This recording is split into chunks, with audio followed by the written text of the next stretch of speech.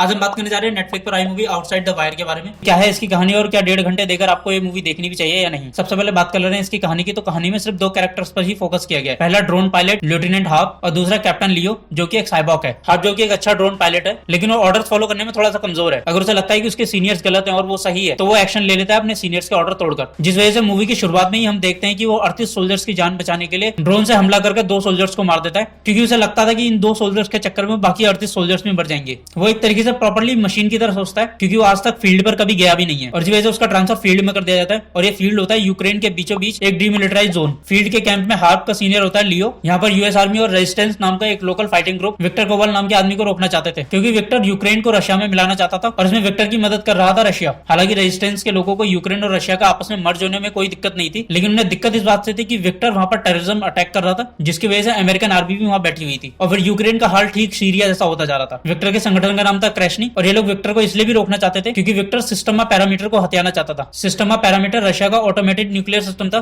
जिसको रशिया ने cold war के टाइम पे यूक्रेन में तब बनाया था जब यूक्रेन रशिया का हिस्सा था। लेकिन 50 साल पहले रशिया ने इस प्रोजेक्ट को पब्लिकली बंद कर दिया था, लेकिन पीछे से रशिया इन सब पे काम कर रहा था और अब विक्टर इसी ऑटोमेटिक सिस्टम को एक्टिवेट करने वाली कोड की को ढूंढ रहा था, जो कि यूक्रेन के अंदर ही किसी लॉकर के अंदर बंद थी। और इसी कोड की लोकेशन जाने के लिए लियो और हार्प एक अनाथालय जाते हैं और अनाथालय पहुंचने पर अनाथालय को चलाने वाली लेडीज उन्हें एक गन स्मगलर के पास लेके जाती है, क्योंकि उस तिजोरी को तोड़ने के लिए जो सामान चाहिए था वो सिर्फ उस गन स्मगलर के पास ही मिल सकता था और इस गन स्मगलर से वो लोग विक्टर के लोगों के बारे में इन्फॉर्मेशन पता कर सकते थे। लियो और हार्प स्मगलर से मिली जानकारी के बाद उस लोकेशन पर पहुंचते हैं जहां पर विक्टर के लोग उस की को हासिल करने पहुंच गए थे। वहां पहुंचने पर लियो और हार्प उस कोड को हासिल कर लेते हैं और कोड मिलने के बाद आर्मी ड्रोन गिराकर उस जगह को उड़ा देती है। फिर जब वो दोनों वहां से निकलते हैं तो रास्ते में हार्प लियो से पूछता है तुम एक मशीन हो लेकिन तुम्हारे दिमाग में कुछ और भी चल रहा है। और तब लियो हार्प को बताता है कि उसका शुरू से एक मोहरे की तरह इस्तेमाल किया जा रहा है, क्योंकि लियो का प्लान उन कोड्स को हासिल करके आर्मी बेस कैंप को सौंपना नहीं था, बल्कि वो तो रेजिस्टेंस के साथ मिलकर उन कोड्स के जरिए न्यूक्लियर मिसाइल्स को एक्टिवेट करके उन न्यूक्लियर मिसाइल्स को अमेरिका पे गिराना चाहता था, ताकि यूएस हर देश से अपनी आर्मी वापस बुला ले। क्योंकि जब यूएस के लोग भी मरने लगेंगे तब उसे पता चलेगा कि जंग में कितना नुकसान होता है और लोगों को क्या क्या झेलना पड़ता है। और लियो ये सब इसलिए प्लान कर सकता था क्योंकि लियो इंसानों की तरह ही सोच सकता था और वो इंसानों से ज्यादा ही सेंसिटिव था। और मूवी से हटकर ये बात तो हम सभी जानते हैं कि अमेरिका किस तरीके से किसी भी ताकतवर होते देश को कमजोर करने के लिए वहां पर युद्ध करवा देता है, क्योंकि रशिया अपने पुराने हिस्सों को वापस हासिल करना चाहता था। इसलिए रशिया जहां भी पहुंचता है वहां पर अमेरिका अपनी आर्मी भेज देता है और वहां पर युद्ध करवा के इतनी बुरी हालत कर देता है कि अगर वो हिस्सा रशिया के कंट्रोल में आ भी गया तो वो देश खुद रशिया पे एक भार बन जाए। अब चलते हैं मूवी की तरफ। और लियो इंसानों से कितना भी ज्यादा सेंसिटिव होने के बावजूद भी वो अमेरिका के खिलाफ नहीं जा सकता था, क्योंकि उसे अमेरिका ने ही बनाया था और उसके अंदर फेल सेफ डिवाइस नाम का एक डिवाइस लगा हुआ था, जिसकी वजह से अगर वो कभी भी अमेरिका के खिलाफ जाने की कोशिश भी करता है तो अमेरिकन आर्मी उसे बंद कर सकती है, उसे रोक सकती है। और यही फेल सेफ डिवाइस लियो हार्प से निकलवा लेता है, ये बोलकर कि ये एक ट्रैकिंग डिवाइस है और इस ट्रैकिंग डिवाइस को विक्टर के लोग भी ट्रैक कर सकते हैं, क्योंकि उनके पास भी ऐसी मशीन है। क्योंकि आर्मी ने कोड की लोकेशन पर बॉम्ब गिरा दिया था और बॉम्ब गिरने से जस्ट पहले लियो ने उस फेल सेफ डिवाइस को तोड़ दिया था, तो आर्मी को लगता है कि लियो भी मर गया है और अब सारा इल्जाम हार्प पे आने वाला था, क्योंकि हार्प का शुरू से ही रिकॉर्ड खराब रहा है, वो शुरू से ही रूल तोड़ता आया है और लियो तो एक रोबोट है, वो तो ऐसी कुछ गलती कर ही नहीं सकता। और लियो को हार्प की जरूरत इसलिए भी थी क्योंकि अगर लियो ये काम अकेले करता तो सारा इल्जाम लियो पर आ जाता और हो सकता है कि आर्मी को थोड़ी भी भनक लग जाती तो लियो का मिशन पूरा होने से पहले ही आर्मी उसे बंद कर देती। ये सब जानने पर हार्प कुछ करता उससे पहले लियो उसे बेहोश करके कार से नीचे फेंक देता है और जब उसे होश आता है तो वो रेजिस्टेंस के लोगों के कब्जे में था और तब उसे पता चलता है कि रेजिस्टेंस का लीडर भी वही अनाथालय वाली लेडी है और वो हार्प को बताती है कि लियो ये सब उनके लिए कर रहा है और लियो थोड़ी ही देर में कोड्स और मिसाइल की लोकेशन उनके पास लेकर आएगा ताकि वो यूएस पर न्यूक्लियर हमला कर सके, जिससे यूएस की सरकार और यूएस के लोगों के अंदर डर बैठ जाए और वो लोग किसी भी देश के अंदर जंग छड़ने की कोशिश भी ना करें। लेकिन लियो थोड़ा सा प्लान में चेंज करता है